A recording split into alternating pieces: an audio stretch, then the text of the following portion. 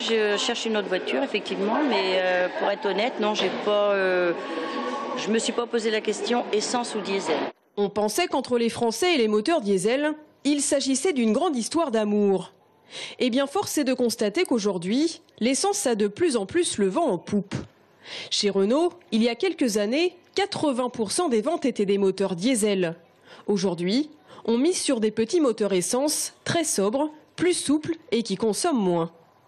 On a basculé à plus de 50% de part de marché sur les petits modèles de type Sandero, Clio, Capture en version essence.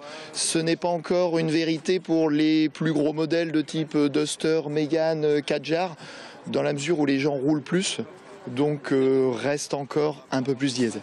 Si à la pompe, l'écart de prix entre le gazole et l'essence se rétrécit, le moteur diesel, quoi qu'on en dise, consomme toujours de 20 à 30% de carburant en moins.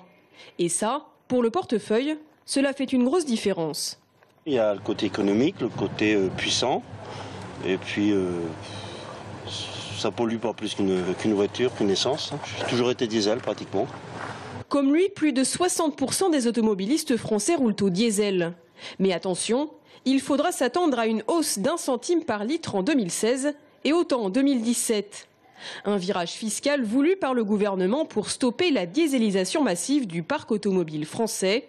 Mais pour certains concessionnaires, les ventes de voitures diesel connaissent toujours autant de succès.